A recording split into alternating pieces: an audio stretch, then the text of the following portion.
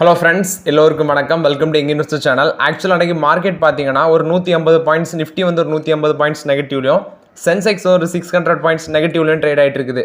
ஆக்சுவலாக நிறைய கம்பெனிஸோட ரிசல்ட்ஸ் நேற்று வந்திருந்து.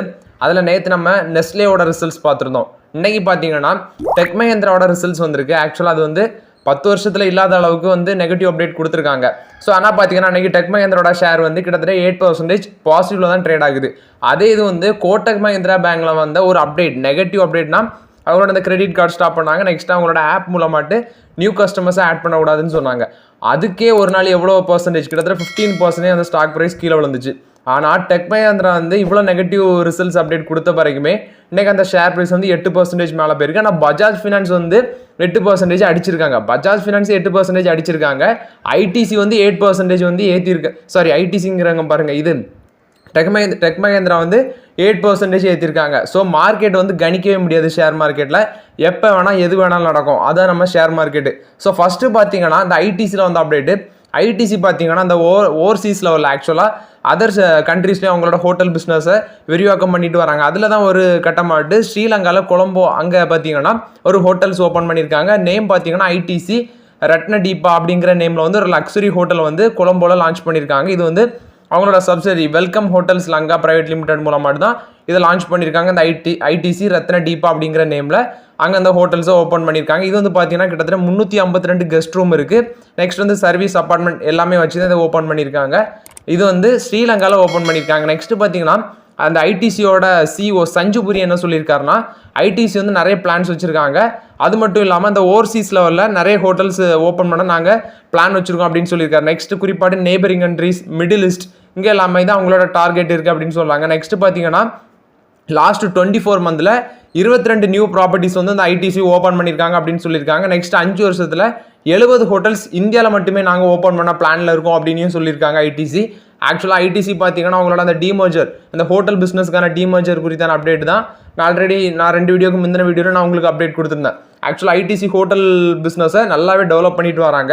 மேபி வந்து நீங்கள் 10 ஐடிசி ஷேர் வச்சுருந்தீங்கன்னா உங்களுக்கு ஒரு ஐடிசி ஹோட்டல்ஸ் கிடைக்கும். ஸோ ஐடிசி வந்து எல்லா பிஸ்னஸ்லேயும் இருக்கிறாங்க. எஃப்எம்சிஜியில் இருக்கிறாங்க. ஐடிசியில் வந்து ஐடி கம்பெனியே இருக்குது, ஐடிசி இன்ஃபோடெக்.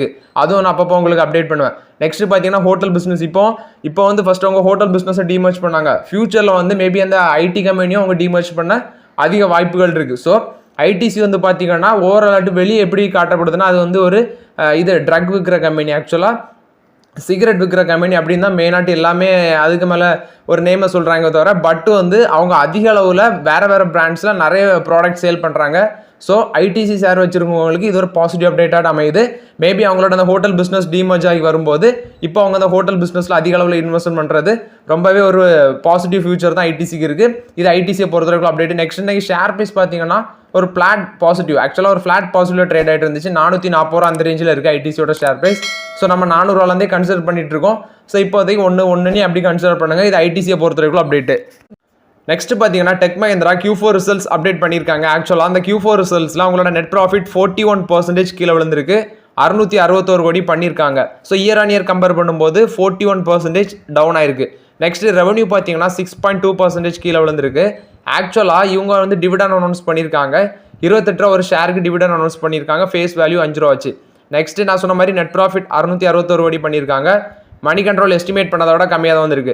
ரெவன்யூ பார்த்தீங்கன்னா கன்சாலிடேட்டட் ரெவன்யூ 6.2% கீழே விழுந்திருக்கு. 12,871 கோடி ஆட்டிருக்கு ரெவன்யூ அப்படின்னு சொல்லியிருக்காங்க. இதுவும் எஸ்டிமேட்டை விட குறைச்சி தான் வந்திருக்கு. மணி கண்ட்ரோல் எஸ்டிமேட்டோட கம்மியாக தான் வந்திருக்கு. குவார்டர் ஆன் குவார்டர் பேசிஸில் 1.8% வந்து ரெவன்யூ கீழே விழுந்திருக்கு அப்படின்னு சொல்லியிருக்காங்க. நெக்ஸ்ட் எபிட் மார்ஜின் பார்த்தீங்கன்னா எபிட் மார்ஜின் அல்லது ஆப்ரேட்டிங் மார்ஜின் அப்படின்னு சொல்லுவாங்க. இது வந்து 7.4% ஆட்டிருக்குது. ப்ரீவியஸ் குவார்டரில் 5.4% ஆட்டிருந்துச்சு.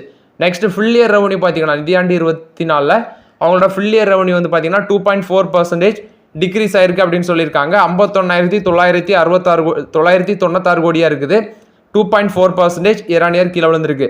நெட் ப்ராஃபிட் பார்த்தீங்கன்னா 2,358 கோடியாட்டு இருக்குது. 51.2% வந்து இயர் ஆன் இயர் கீழே விழுந்திருக்கு. ஆக்சுவலாக நான் சொன்னது ஃபுல் இயர் ரெவன்யூவும் ஃபுல் இயர் ப்ராஃபிட்டையும் சொல்லியிருக்கேன். இது வந்து டெக் மஹிந்திராவில் வந்து அப்டேட்டு. ஆனால் இப்படி ஒரு நெகட்டிவ் அப்டேட்டை கொடுத்த வரைக்கும் இன்றைக்கி ஷேர் ப்ரைஸ் ட்ரேட் ஆனதை பாருங்கள். நானே உங்களுக்கு காட்டுறேன். என்ன பாருங்கள், 1250 ரூபா 1250 ரூபா அந்த ரேஞ்சில் ட்ரேட் ஆகிட்டு இருக்கு. கிட்டத்தட்ட இன்னைக்கு மட்டுமே 8% இந்த ஷேரை ஏற்றிருக்காங்க மார்க்கெட்டில். அதாவது ஷேர் மார்க்கெட்டில் புரியவே மாட்டேங்குது, ஒரு புதிராக தான் இருக்குது. கோட்டக் மஹிந்திரா பேங்க்கில் நெகட்டிவ் அப்டேட், அது ஒரு நெகட்டிவ் அப்டேட்னா அவங்களோட அந்த சில இது வந்து கேன்சல் ஆகுது. ஆனால் அதை அவங்க திருப்பி இது பண்ணிடுவாங்க. ஆனால் அதில் வந்து 15% காலி ஆகுது ஒரே நாளில். ஆனால் இப்படி உங்கள் நெகட்டிவ் ரிசல்ட்ஸ் அப்டேட் கொடுத்த பிறகுமே இந்த ஷேர் ப்ரைஸ் வந்து இன்னைக்கு வந்து ஏற்றிருக்காங்க. இது ஷேர் மார்க்கெட்டோட தந்திரமாக இருக்குது. இது டெக் மஹிந்திராவில் வந்து அப்டேட்டு. நெக்ஸ்ட் பார்த்தீங்கன்னா நெஸ்லே. ஆக்சுவலாக நெஸ்லே வந்து நேற்று நம்ம ரிசல்ட்ஸ் அப்டேட்லாம் பார்த்துருந்தோம். நெக்ஸ்ட் பார்த்தீங்கன்னா அவங்க வந்து இந்த நெஸ்பிரஸோ அப்படிங்கிற பிராண்டை வந்து இந்தியாவில் இன்ட்ரடியூஸ் பண்ண போகிறாங்க அப்படின்னு அப்டேட் கொடுத்துருந்தாங்க. நெக்ஸ்ட் இப்போ நெஸ்லேல வந்து அப்டேட் என்னன்னா, நெஸ்லே இந்தியா ஷேரை ஐசிஐசி செக்யூரிட்டிஸ் யாரெல்லாம் வச்சிருக்கீங்களோ அவங்க ஹோல்ட் பண்ணுங்க அப்படின்னு சொல்லியிருக்காங்க. 2600 டார்கெட் ப்ரைஸ் கொடுத்துருக்காங்க. ஆக்சுவலாக அவங்களோட ரிசல்ட்ஸ் நல்லாவே இருந்துச்சு. இந்த இன்ஃப்ளேஷன் அப்படிங்கிற ப்ரெஷர் எல்லாமே தாண்டி ஓவராலாக அவங்களோட ரிசல்ட்ஸ் பார்க்கும்போது நல்லா இருந்துச்சு நெஸ்லே இந்தியா லிமிட்டோடது. ஸோ இன்றைக்கி அந்த ஷேர் ப்ரைஸ் பார்த்தீங்கன்னா கிட்டத்தட்ட 3% அடிச்சிருந்தாங்க.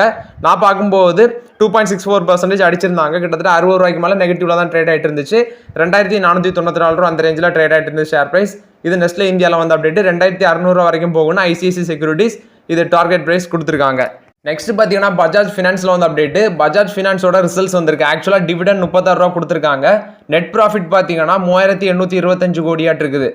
இது எவ்வளோ ரைஸ் ஆயிருக்குன்னா 21% இயர் இன்க்ரீஸ் ஆயிருக்கு. நெட் இன்ட்ரெஸ்ட் இன்கம் பார்த்தீங்கன்னா 8013 கோடியாட்டு இருக்குது. 28% இயர் இன்க்ரீஸ் ஆயிருக்கு. Asset under management 34% year increase ஆயிருக்கு. 3,30,615 கோடியாட்டு இருக்குது.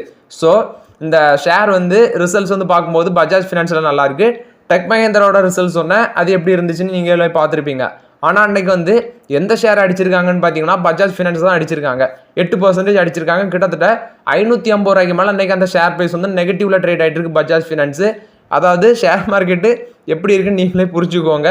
இது பஜாஜ் ஃபினான்ஸோட Q4 ரிசல்ட்ஸ் அப்டேட்டு.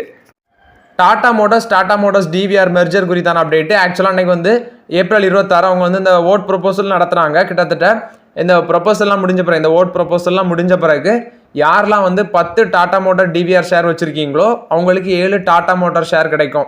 ஸோ இந்த ரெண்டு மெர்ஜர் ஆன பிறகு யாரெல்லாம் 10 டாடா மோட்டார் டிவிஆர் ஷேர் வச்சுருக்கீங்களோ எல்லாத்துக்கும் 7 டாடா மோட்டார் ஷேர் கிடைக்கும். இது டாடா மோட்டார் ஷேரை பொறுத்த வரைக்கும் அப்டேட்டு.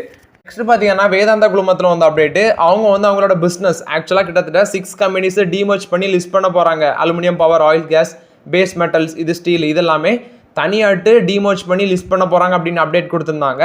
ஸோ அது வந்து நிதியாண்டு 25 எண்டில் முடியும் அப்படின்னு சொல்லியிருந்தாங்க. நெக்ஸ்ட் பார்த்தீங்கன்னா வேதாந்தாவோட டிமர்ஜருக்கு இப்போ அவங்களோட லெண்டர்ஸ், குறிப்பாட்டு SBI, some of the bank, State Bank of India, Canara Bank, இவங்கள்ட்ட அந்த பேச்சுவார்த்தையில் இருக்குது. ஸோ இவங்களோட அப்ரூவலும் தேவை, அந்த லெண்டர்ஸோட அப்ரூவலும் தேவை நினைக்கிறேன். ஸோ அவங்களோட அப்ரூவல் வந்து பெண்டிங்கில் இருக்கிறதுனால மேபி இந்த மே எண்டில் அந்த லெண்டர்ஸ் வந்து அப்ரூவல் கொடுப்பாங்க அப்படின்னு சொல்கிறாங்க.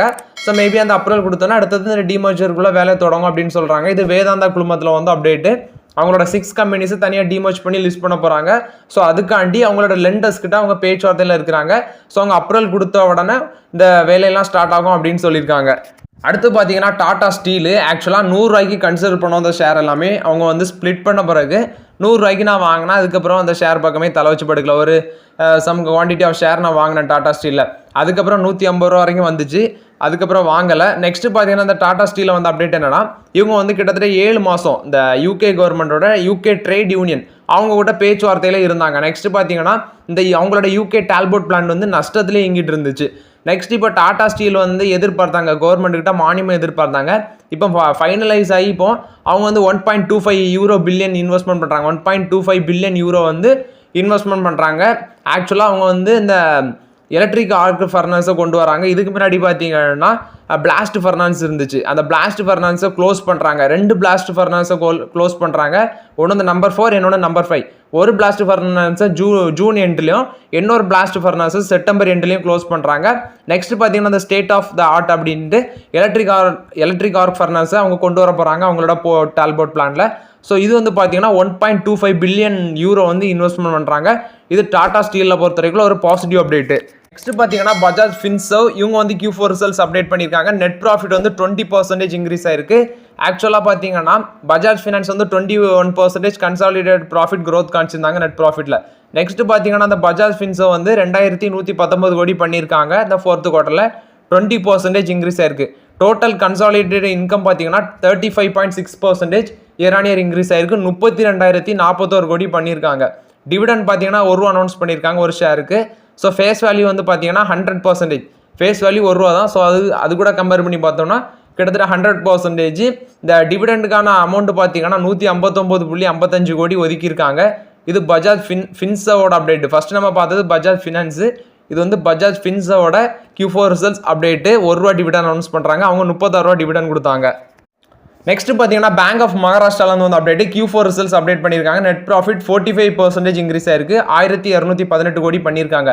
பட் சேம் குவார்ட்டர் லாஸ்ட் இயர்ல 840 கோடி பண்ணியிருந்தாங்க. ஸோ அதை கம்பேர் பண்ணும்போது 45% இன்க்ரீஸ் ஆயிருக்கு. நெக்ஸ்ட் பார்த்தீங்கன்னா இந்த இவங்க வந்து 7500 கோடி ஃபண்ட் ரைஸ் பண்ணதுக்கும் பிளான் வச்சிருக்காங்க.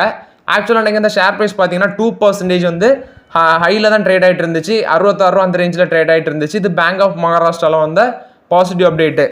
நெக்ஸ்ட் பார்த்தீங்கன்னா ஹியூண்டாயும் கியாவும் அவங்களோட ஃபர்ஸ்ட் மேட் இவி எலக்ட்ரிக் காரை நெக்ஸ்ட் இயர் வந்து லான்ச் பண்ண போகிறாங்க அப்படிங்கிற அப்டேட்டை கொடுத்துருக்காங்க. ஆக்சுவலாக ஹியூண்டாயும் இந்த கியாவும் இவங்க வந்து எலக்ட்ரிக் கார்ஸை வந்து இந்தியா மேட் எலக்ட்ரிக் கார்ஸை வந்து நெக்ஸ்ட் இயர் வந்து அவங்க ஃபர்ஸ்ட் லான்ச் பண்ண போகிறாங்க அப்படின்னு சொல்லியிருக்காங்க. இது ஹியூண்டாயும் கியோ மோட்டார்ஸை பொறுத்த வரைக்கும் அப்டேட்டு. ஹியூண்டாய் மோட்டார்ஸ் வந்து ஐபிஓ வர போகிறாங்க அப்படிங்கிற அப்டேட்டும் கொடுத்துருக்காங்க. ஸோ இது வந்து இந்த 2 கம்பெனிஸில் வந்து பாசிட்டிவ் அப்டேட்டு. பார்த்தீங்கன்னா வேதாந்தா குழுமத்தில் வந்து அப்டேட்டு Q4 ரிசல்ட் சொல்லியிருக்காங்க. நெட் ப்ராஃபிட் 27% வந்து கீழே விழுந்திருக்கு. ஸோ மெட்டல் ப்ரைஸ் எல்லாமே கீழே விழுந்ததுனால தான் இது கீழே விழுந்திருக்கு. நெக்ஸ்ட் வந்து இந்த ஃபினான்ஸ் காஸ்ட்லாம் ஹையாக இருக்குது அப்படின்னு சொல்லியிருக்காங்க. நெக்ஸ்ட் பார்த்தீங்கன்னா இந்த கம்பெனி வந்து $1.9 பில்லியன் வந்து நிதியாண்டு 25ல் கேபிட்டல் எக்ஸ்பெண்டிச்சர் பண்ண போகிறாங்க அப்படின்னு சொல்லியிருக்காங்க. ஆக்சுவலாக $1.9 பில்லியன் வரைக்கும் அவங்க கேபிட்டல் எக்ஸ்பெண்டிச்சரில் இன்வெஸ்ட் பண்ண போகிறாங்க அப்படின்னு சொல்லியிருக்காங்க. நெக்ஸ்ட்டு $800 மில்லியன் வந்து இந்த ஆர்டிஃபிஷியல் இன்டெலிஜென்ஸ் பவர் இனிஷியேட்டிவ் இதுக்கெல்லாமே ஒதுக்குறாங்க அப்படின்னு சொல்லியிருக்காங்க. நெக்ஸ்ட் நெட் 27% டிக்ளைன் ஆயிருக்கு. 1369 கோடி நெட் ப்ராஃபிட் பண்ணியிருக்காங்க. பட் சேம் குவார்ட்டர் லாஸ்ட் இயரில் பார்த்தீங்கன்னா 1881 கோடி பண்ணியிருக்காங்க. இப்போ 1369 கோடி பண்ணியிருக்காங்க. 27% கீழே விழுந்திருக்கு. நெக்ஸ்ட்டு முந்தின குவார்ட்டரில் வர 2013 கோடி பண்ணியிருந்தாங்க. ஸோ அதை காட்டிலும் பார்த்தீங்கன்னா கிட்டத்தட்ட 700 கோடி கீழே தான் விழுந்திருக்காங்க. இது வேதாந்த குழுமத்தை பொறுத்தவரைக்கும் அப்டேட்டு. ரெவன்யூ வந்து 6% கீழே விழுந்திருக்கு. 34,937 கோடி பண்ணியிருக்காங்க. ஸோ வேதாந்த குழுமம் வந்து அதிக அளவில் டெப்ட் இருக்க கம்பெனி. ஸோ இப்போ வந்து அவங்க டீமர்ஜம் பண்ண போகிறாங்க அப்படிங்கிற அப்டேட் கொடுத்துருக்காங்க.